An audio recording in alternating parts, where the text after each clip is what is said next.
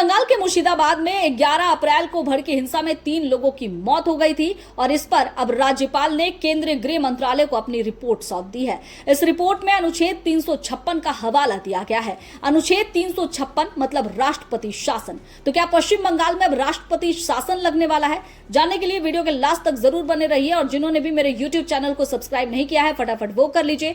Facebook और Instagram पर follow करना मत भूलिए। जाते जाते लाइक और कॉमेंट जरूर कर दीजिएगा। राज्यपाल सीवी आनंद बोस ने अपनी रिपोर्ट में कई चीजों का खुलासा किया है। उन्होंने कहा है कि पश्चिम बंगाल के मालदा मुर्शिदाबाद में कट्टरपंथीता देखी गई है, उग्रवादियों की संख्या बढ़ी है, इसमें केंद्र सरकार को सख्त होने की आवश्यकता है। उन्होंने कहा है कि यहाँ केंद्रीय रिजर्व बल की आवश्यकता है और जांच आयोग की स्थापना की जानी चाहिए। इन सब के बीच राज्यपाल ने अनुच्छेद 356 का हवाला दिया है। राज्यपाल ने कहा है कि जिस तरह के हालात पश्चिम बंगाल में दिखे हैं, अनुच्छेद 356 यानी राष्ट्रपति शासन लगाना जरूरी हो गया है। उन्होंने कहा है कि राष्ट्रपति शासन की आवश्यकता पश्चिम बंगाल में हो गई है। तो क्या अब हम ये मान ले कि अब पश्चिम बंगाल में राष्ट्रपति शासन लगने वाला है?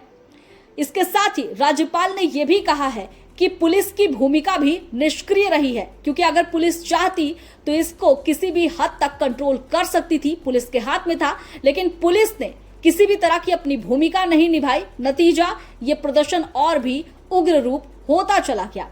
वहीं राज्यपाल ने राज्य सरकार की भूमिका पर भी सवाल उठाए।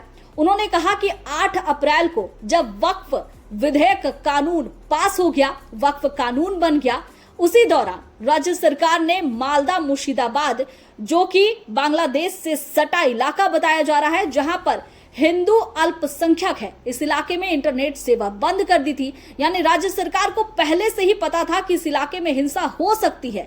इसके बावजूद भी राज्य सरकार ने कोई तत्परता नहीं दिखाई और हिंसा बढ़ती चली गई। वक्फ संशोधन कानून को लेकर लगातार प्रदर्शन हो रहा था और इस प्रदर्शन के दौरान राज्य सरकार पूरी तरह से मुस्तैदी दिखा सकती थी, लेकिन राज्य सरकार ने इस पर कोई भी संज्ञान नहीं लिया। हिंसा बढ़ती चली गई, 3 लोगों की मौत हो गई, 500 से ज्यादा लोग बेघर हो गए। मुर्शिदाबाद की जगह को छोड़कर उन्हें दूसरी जगह शिफ्ट होना पड़ा। तो राज्य सरकार को इस पर सतर्क होने की आवश्यकता है। इसे लेकर अब बयानबाजी का दौर भी शुरू हो गया है। कांग्रेस की तरफ से अधीर रंजन चौधरी ने कहा है कि अनुच्छेद 356 ये कोई सॉल्यूशन नहीं है। राज्य सरकार को इसके लिए सोचना तो चाहिए ही, लेकिन केंद्र सरकार को भी इस पर सोचने की आवश्यकता है। दूसरी तरफ बीजेपी साफ तौर पर कह रही है कि सिर्फ रिपोर्ट सौंपने से कुछ नहीं होता है। जब पूरी तरह से तथ्य निकलकर सामने आ गए हैं कि राज्य सरकार की भूमिका शून्य रही है, तो अब जल्द से जल्द यहां राष्ट्रपति शासन लगा देना चाहिए। हालांकि टीएमसी की तरफ से अभी किसी भी तरह के बयान सामने नहीं आए हैं। राज्यपाल की तरफ से अधिकारियों के बयान जरूर सामने आए हैं। राज्यपाल के अधिकारियों की तरफ से कहा गया है कि राज्यपाल ने अनुच्छेद 356 लगाने की बात नहीं की है, सिर्फ ये कहा है कि अगर स्थिति इसी तरह से रहती है तो राष्ट्रपति शासन की आवश्यकता पड़ सकती है। खैर अब देखना है, रिपोर्ट तो सौंप दी गई है गृह मंत्रालय को। गृह मंत्रालय इस पर क्या कुछ एक्शन लेता है। क्या पश्चिम बंगाल में जो इतने दिनों से मांग की जा रही थी राष्ट्रपति शासन की, वो राष्ट्रपति शासन अब लगेगा या नहीं लगेगा?